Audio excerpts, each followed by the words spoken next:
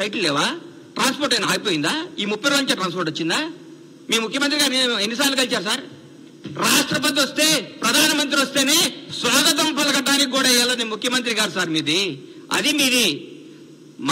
మా ముఖ్యమంత్రి గారు మాజీ రాష్ట్రపతి గారు వస్తే పోయి పలకరించి నమస్కారం పెట్టి ఆయన సంస్కారం చాటుకున్న గొప్ప నేత రేవంత్ రెడ్డి గారు.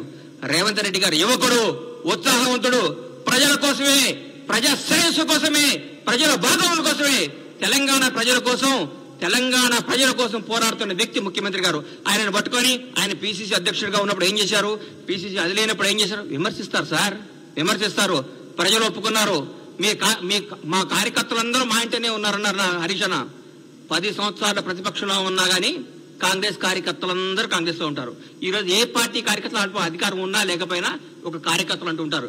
బీజేపీ కార్యకర్తలు బీజేపీతో ఉంటారు, సిపిఎం వాళ్ళు సిపిఎంతో ఉంటారు, సిపిఐ వాళ్ళు సిపిఐతో ఉంటారు. ఏ పార్టీ కార్యకర్తలు ఆ పార్టీతో ఉంటారు. కార్యకర్తలు ఎక్కడికి పోరు. కానీ జనం మాత్రం ఈ రోజు కాంగ్రెస్ పార్టీ వెనకాల ఉన్నారు.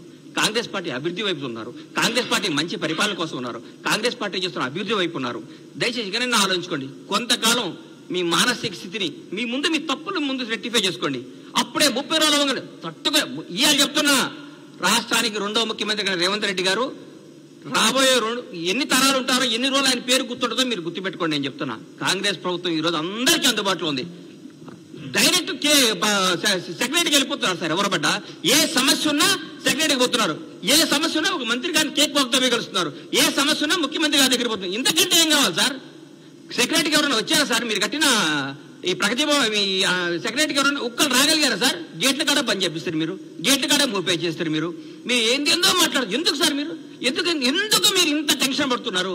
ఎందుకు? మరీ ముఖ్యంగా హరీష్ రావు గారు, కేటీఆర్ గారు అయితే వాయమ్మనే ఆగం చేస్తున్నారు సార్. పెండ బిసినట్టు పిలుస్తున్నారు. ఎందుకు సార్? ఆగండి, కొద్దిగా ఆగండి సారం. పిసుకండి కొంతకాలం. మిమ్మల్ని మీరు చెక్ చేసుకోండి, మిమ్మల్ని మీరు చేసుకోండి. జనం మోసపోయారా? ఎందుకు పోతారు సార్? జనం చాలా విజ్ఞతతో ఉంటారు సార్. మీ అందరికంటే మనందరికంటే జనం చాలా తెలివిగలవాళ్ళు. చాలా గొప్ప నిర్ణయాలు తీసుకున్నారు. ఈ రోజు వాళ్ళకి అవసరం, రాష్ట్రానికి అవసరం కాబట్టి కాంగ్రెస్ పార్టీ ఘన విజయం సాధించింది. రాష్ట్ర ప్రజలందరూ కోరుకుంటున్నారు కాబట్టి కాంగ్రెస్ పార్టీ అద్భుతంగా పరిపాలిస్తుంది. రాష్ట్ర ప్రజలందరూ ఆనందపడుతున్నారు ముఖ్యమంత్రి గారిని, కాంగ్రెస్ మంత్రివర్గాన్ని చూసి. ప్రతి ఒక్క మంత్రి ఒక హోదాతో, స్వతంత్ర హోదాతో ధైర్యంగా దమ్ముగా పరిపాలిస్తున్నారు. వాళ్ళ వాక్ స్వాతంత్ర్యం ఉంది ఇక్కడ. ప్రతి ఎమ్మెల్యేకి వాక్ స్వాతంత్రం ఉంది ఇక్కడ. ప్రతి నాయకుడికి వాక్ స్వాతంత్రం ఉంది. ఎవరైనా మాట్లాడచ్చు. మీ దగ్గర మాట్లాడాలంటే ఏమవుతుందో నాయన, ఉన్న ఉద్యోగం పోతుందని భయం. మీ ముఖ్యమంత్రి గారు ప్రెస్ మీట్ పెడితే పక్కన ఒక దళిత మంత్రి గారు కూర్చుంటేనే ఎల్లగొట్టిరు. మేము మా బ్యూటీ చూడండి. ప్రగతి భవన్ ఉన్నాయి, ముఖ్యమంత్రి నివాసాన్ని డిప్యూటీ సీఎం బట్టి విక్రమార్క గారు దళిత ఉప ముఖ్యమంత్రి గారికి ఇచ్చి అన్నా మీరు అందులో ఉండండి అని చెప్పారు. అది మా గొప్పతనం. దయచేసి ఇప్పుడు చెప్తున్న హరీష్ రావు గారు, కొంతకాలం ఓపిక పట్టండి. 100 రోజులు కాదు, 1000 రోజులైనా మీకు రారు, 1000 రోజులైనా మీకు జరగదు. మీరు ప్రెస్ మీట్ పెట్టే అవకాశం ఉండదు. ఊరికే మీరు పెట్టాలి ప్రెస్ మీట్.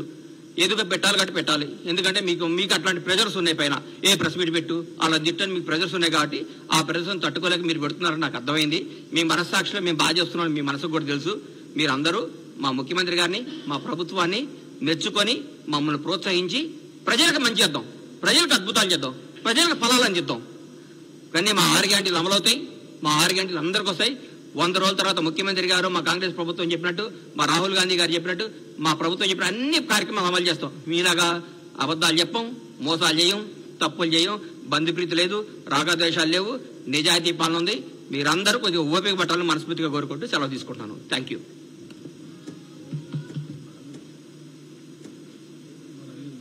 అన్న ఏమైనా అడిగేది ఉంటే చెప్పరా అన్న, చెప్తా. థ్యాంక్ యూ అన్న, నమస్తే.